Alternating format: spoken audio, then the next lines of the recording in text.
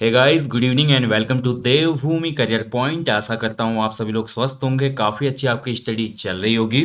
तो दोस्तों, एक बार फिर से स्वागत है आपका आपके अपने चैनल देवभूमि करियर पॉइंट में। तो देखिए दोस्तों, आज देखेंगे सामान्य अध्ययन टेस्ट भाग 130। सामान्य अध्ययन की टेस्ट सीरीज में आपको ज़्यादा दे रहा हूँ ताकि आपका जीएस का पोर्शन ज़्यादा इंप्रूव हो। साथ ही देखिए, जो ये टेस्ट सीरीज चल रही है उत्तराखंड जी के सामान्य हिंदी और सामान्य अध्ययन, ये आपकी एग्जीक्यूटिव ऑफिसर, टैक्स इंस्पेक्टर और यूके ट्रिपल एससी का जो नया ग्रुप सी का फॉर्म आया अभी, उसके लिए महत्वपूर्ण है। साथ ही दोस्तों, इन तीन टेस्ट सीरीजों में से हिंदी को छोड़ के जीएस और उत्तराखंड वाली टेस्ट सीरीज आपकी आर जो प्री एग्जाम होना है दिसंबर में, उसके लिए भी महत्वपूर्ण है। तो सभी टेस्ट सीरीज का आपको लाभ उठाना चाहिए।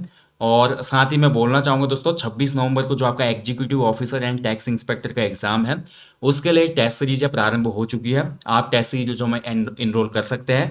इसमें आपको देखिए 16 अक्टूबर से ये टेस्ट सीरीज शुरू हुई है। इसमें आपको टोटल 20 टेस्ट मिलेंगे, जिसमें 10 सामान्य हिंदी के फुल लेंथ टेस्ट होंगे और आपके 10 सामान्य अध्ययन के फुल लेंथ टेस्ट होंगे। हिंदी के पर पेपर में आपको 100 क्वेश्चन मिलेंगे, जबकि जीएस वाले पेपर में आपको 200 क्वेश्चन उपलब्ध कराए जाएंगे। ठीक है, अभी तक इसमें 2-3 पेपर हो चुके हैं। जिन लोगों ने अभी तक भी इनरोल नहीं किया वो कर सकते हैं, और इसमें कोई भी टाइम बाउंडेशन नहीं है। आप जैसे ही टेस्ट कोर्स को लेते हैं एप्लीकेशन स्टोर से, तो उसके बाद अपने समय की सुविधा के अनुसार आप कभी भी पेपर को लगा सकते हैं। पेपर डेली आपका 10 से 12 बजे के बीच में अपलोड होता है, तो आप अपने टाइम के अनुसार कभी भी इसको अटैम्प्ट कीजिए, नो प्रॉब्लम। साथ ही बोलना चाहूँगा दोस्तों, जो आपका अभी आर ओ का एग्ज़ाम है, उसके लिए रीजनिंग की क्लासेस भी आपको चैनल पे दी जा रही हैं। तो आप लोग उन क्लासेस का भी लाभ उठाना, क्योंकि वो रीजनिंग की क्लासेस आपकी आर ओ के साथ साथ ग्रुप सी वाले पेपर के भी काम आएंगे, क्योंकि ग्रुप सी के पेपर में भी 10 नंबर की रीजनिंग पूछी जाती है।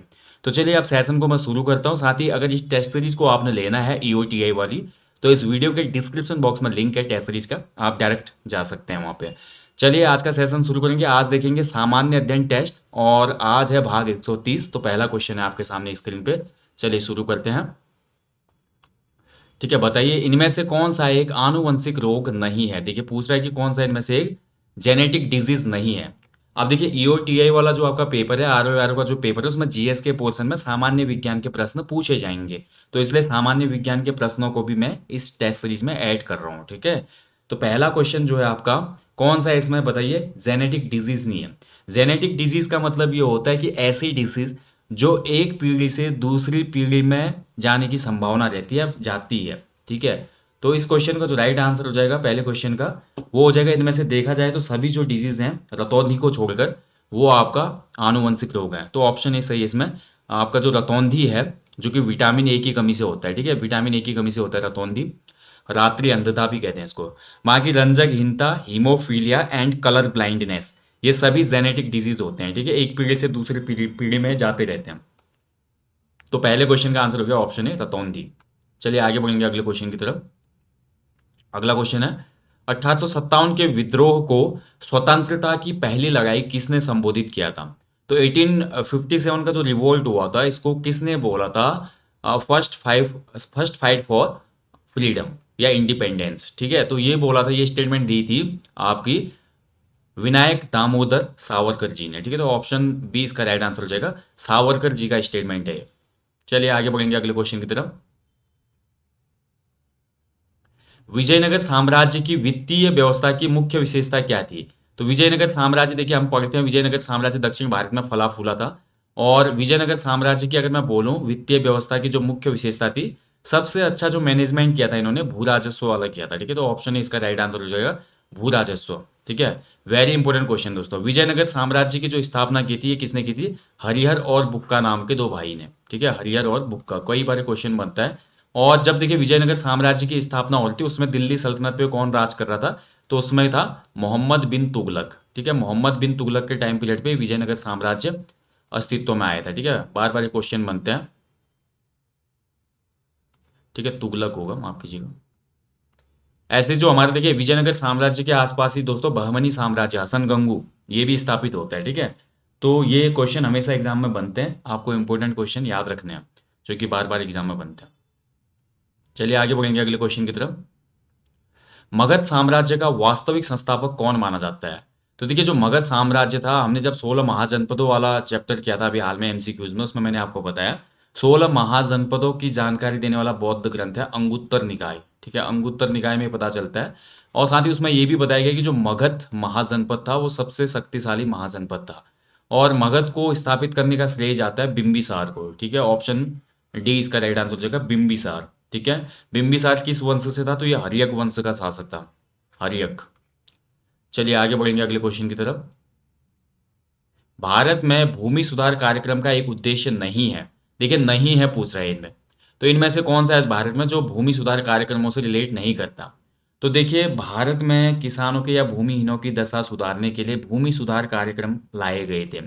खासकर जो हमारे एग्रीकल्चर से जुड़े हुए लोग थे उनको इसका बेनिफिट देने के लिए ये योजना या कार्यक्रम लाया गया था, ये प्रोग्राम था। इसमें देखिए मध्यवर्तियों की समाप्ति की गई, यानी कि जो हमारे मीडिएटर थे उनको समाप्त किया गया, ये बिल्कुल सही है, ये उद्देश्य है। पट्टेदारी व्यवस्था में सुधार लाया गया, ये भी सही है। भूमि जोतों की उच्चतम सीमा निर्धारित की गई थी, इसमें ये भी सही है। और निशुल्क भूमि वितरण इसमें भूमि सुधार कार्यक्रम का एक उद्देश्य नहीं है। ठीक है, तो ऑप्शन डी हो जाएगा इसका, निशुल्क भूमि वितरण का कोई प्रावधान इसमें नहीं है।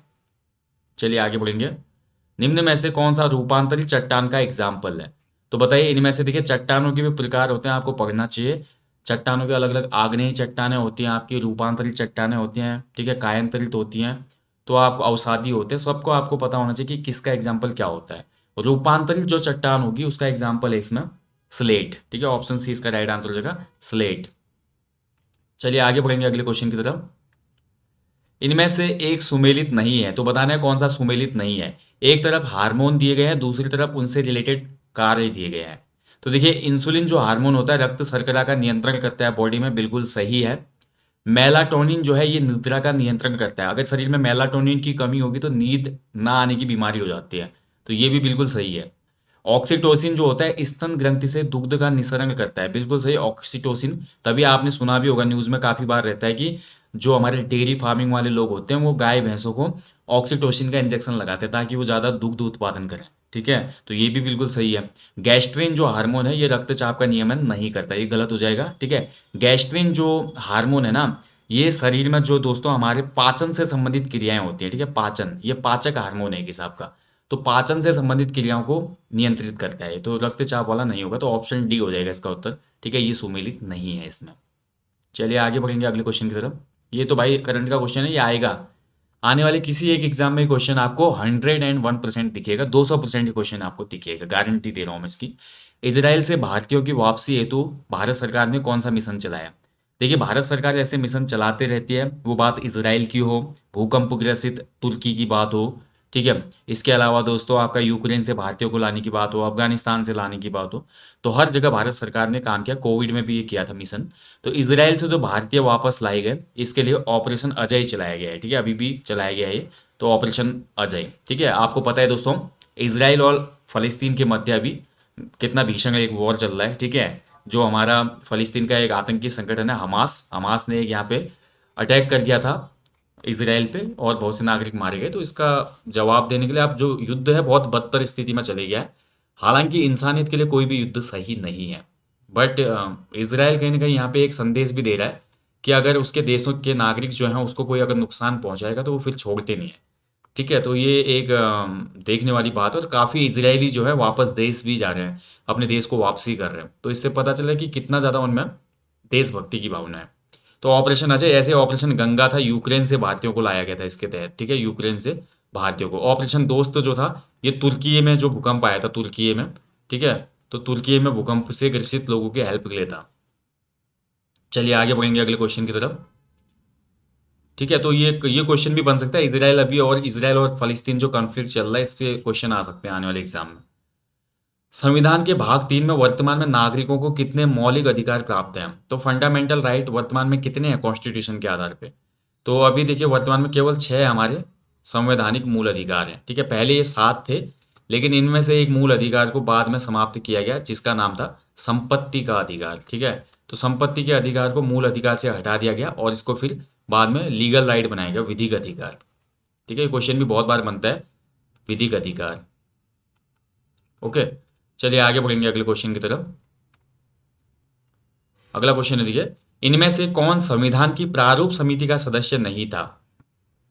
तो संविधान की जो ड्राफ्टिंग कमेटी बनी थी इनमें से ड्राफ्टिंग कमेटी का सदस्य कौन नहीं था?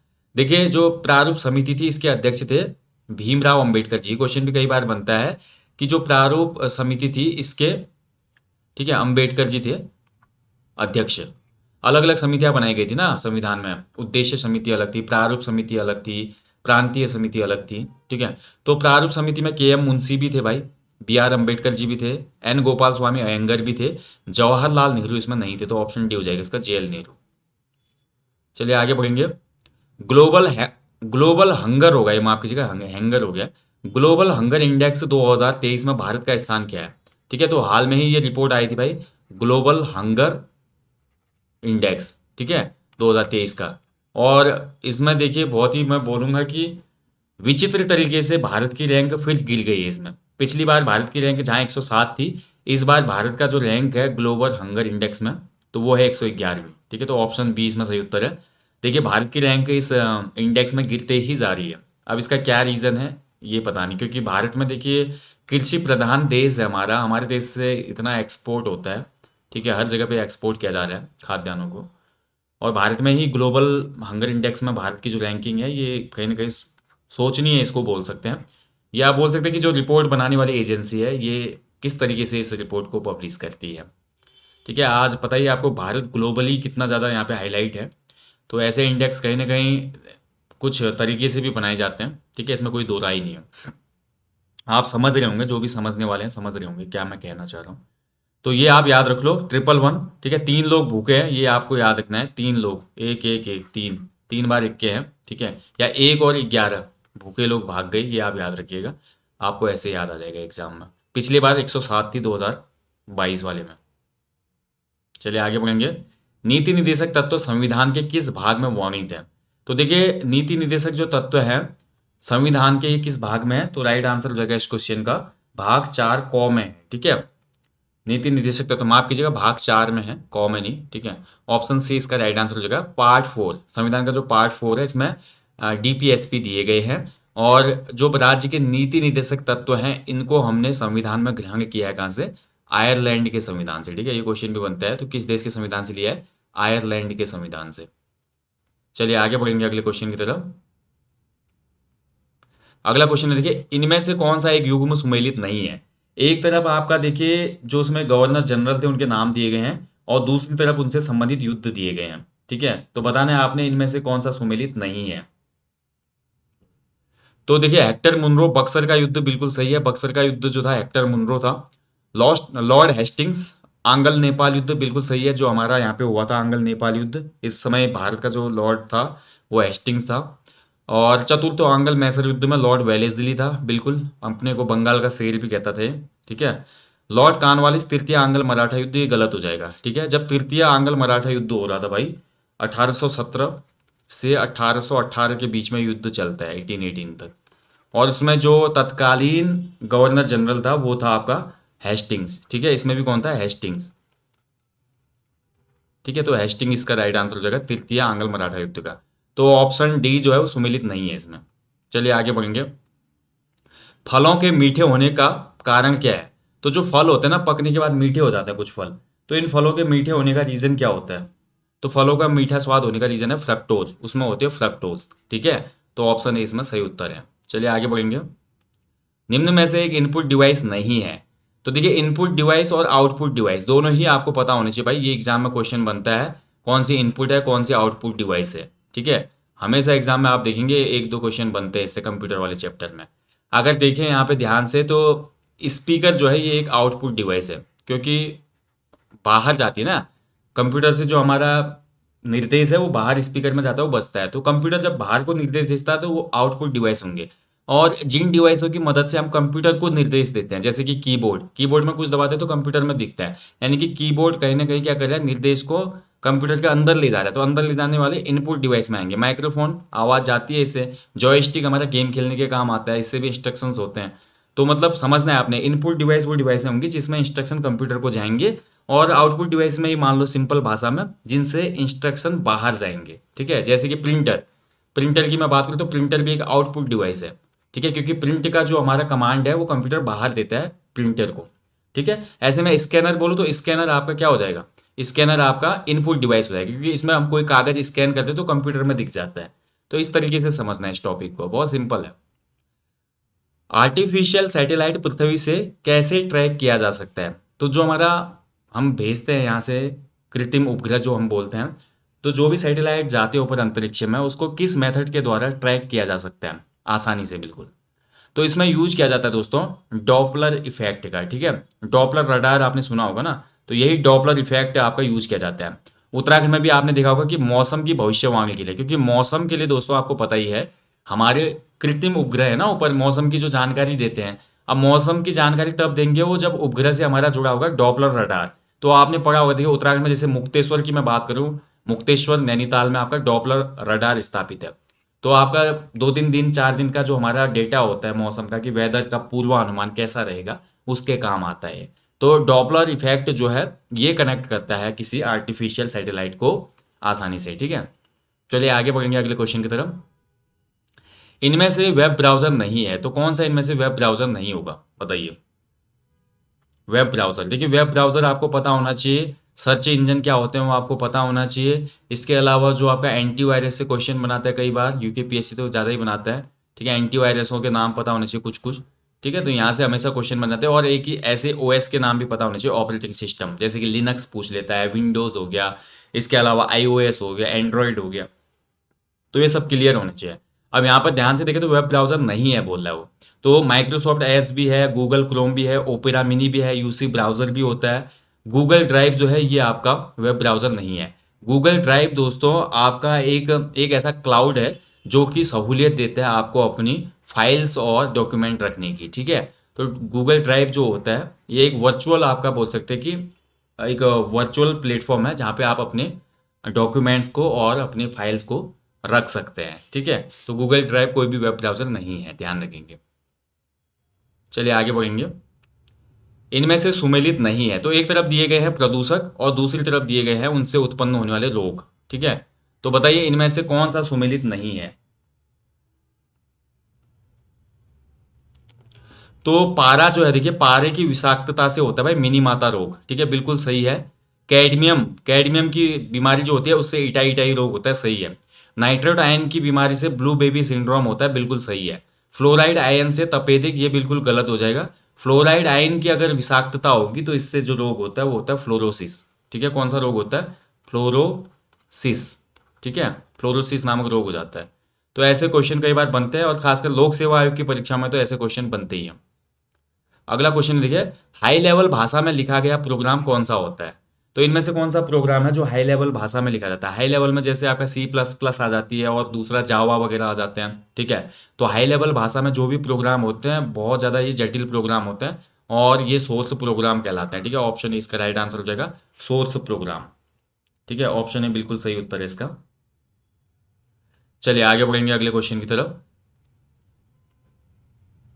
अगला क्वेश्चन है, भारत ऊर्जा शिखर सम्मेलन 2023 का आयोजन कहाँ पर किया गया है। तो देखिए G20 सम्मेलन भी आप लोगों ने अच्छे से पढ़ लेना है भाई, जिनका एग्जाम आगे। इसके अलावा एशियन गेम वाला टॉपिक बहुत अच्छे से पढ़ना पड़ेगा, यहाँ से क्वेश्चन निकलेंगे आगामी परीक्षाओं में, ठीक है। इसके अलावा जो अभी हमारे 69वें फिल्म पुरस्कार मिले हैं उसको आप पढ़िएगा। नोबल प्राइज हमारे अनाउंस हो चुके हैं, उनको आपने पढ़ना पड़ेगा। तो कुछ इंपॉर्टेंट टॉपिक होते हैं जहाँ से एग्जामिनर हमेशा करंट के पोर्शन में क्वेश्चन ऐड करते हैं। तो यहाँ पर देखिए भारत ऊर्जा शिखर सम्मेलन 2023 जो आयोजित हुआ ये नई दिल्ली में, ठीक है। तो ऑप्शन 20 का राइट आंसर है नई दिल्ली। देखिए सांची भी काफी हाईलाइट में रहा, अभी हाल में आपने पढ़ा होगा, देश की पहली सोलर सिटी बन गई है सांची, ठीक है। ये भी बहुत इंपॉर्टेंट एक करंट अफेयर है, आने वाले एग्जाम में आ सकता है। कौन सी देश की पहली सोलर सिटी बन गई है, क्वेश्चन बनेगा, तो सांची आपको याद रखना है, ठीक है। सांची उत्तर प्रदेश। तो बहुत इंपॉर्टेंट क्वेश्चन है, बनेगा ये मेरे को लग रहा है, ठीक है। तो ये था दोस्तों आज जीके टेस्ट 130। आशा करता हूँ आपने सभी क्वेश्चनों के सही उत्तर दिए होंगे, ठीक है। और लगातार टेस्ट सीरीज आपको ऐसे ही मिलते रहेंगी भाई, क्योंकि देखिए आपका एग्जाम होना है, और बहुत से एग्जाम अभी कंटिन्यू होने हैं और नए फॉर्म भी निकलने हैं। तो जो जो टेस्ट सीरीजों का आपका कॉम्बिनेशन है बना रहेगा। और साथ ही देखिए जो डिस्क्रिप्टिव चैप्टर हैं, अभी टेस्ट सीरीज चल रही है जैसे ईओटीआई की, तो ईओटीआई की जैसे टेस्ट सीरीज समाप्त होगी उसके बाद कुछ इंपॉर्टेंट टॉपिक भी आपको करवाए जाएंगे। और मैं फिर सोच रहा हूँ कि आपको दीपावली के बाद प्रॉपर जो हमारी क्लासेस होते हैं वो शुरू की जाए यूट्यूब पर, जो कि UK triple S C group C के लिए भी इंपॉर्टेंट रहेगी, ठीक है। जो आपका अभी नया फॉर्म आया है स्नातक स्तरीय परीक्षा, और साथ ही भी 12th पास का फॉर्म भी आने वाला है, जिसमें बहुत से 12th पास पोस्ट है, जैसे कि आबकारी सिपाही, प्रवर्तन सिपाही हो सकता है, उसमें असिस्टेंट की पोस्ट भी, ऑफिस असिस्टेंट, और साथ ही आपका कनिष्ठ सहायक की भी पोस्ट हो। तो बहुत से ऐसे पोस्ट निकलने हैं 12th पास वालों के लिए भी, तो सभी लोग तैयारी में रहें क्योंकि सिलेबस सेम है यूपी ट्रिपल एससी का 12th और ग्रेजुएट लेवल एग्जाम का, जिसमें 20 की हिंदी, 40 का जीएस रीजनिंग और 40 का उत्तराखंड जीके पूछा जाना है। ठीक है, तो चलिए दोस्तों यहीं पे सेशन को मैं समाप्त करता हूँ। जाने से पहले हमेशा की तरह अपने जीवन में कम से कम एक पेड़ लगाएं, लोगों को भी इसके लिए अवेयर करें। साथ ही यार अपने जीवन में हमेशा मोटिवेटेड रहें, एनर्जेटिक रहें, अपनी मेहनत करते रहें। आपकी मेहनत जो है एक दिन आपको इनपुट देगी और आपका सिलेक्शन जरूर होगा। बट आपने जो आपने रास्ता एक चुन लिया ना, इसमें आपको बहरा बन जाना है। बहरा मतलब बिल्कुल डीप बन जाना है, गूंगा बहरा। ठीक है, कि आपको ना सुनाई दे ना आपने बोलना है, आपने बस अपना कर्तव्य करते रहना है, मेहनत करते रहनी है और आपका रिजल्ट एक दिन सबको जवाब देगा। अगर इस उम्मीद के साथ और इस एनर्जी के साथ प्रिपरेशन कर रहे हो तो यकीन मानो कोई भी आपको नहीं रोक पाएगा और एक ही दिन आपके हाथ में उत्तराखंड गवर्नमेंट जॉब का ज्वाइनिंग लेटर जरूर होगा। So guys, thank you for watching. अपना ध्यान रखें। जय हिंद, जय देवभूमि, शुभ रात्रि, गॉड ब्लेस यू ऑल।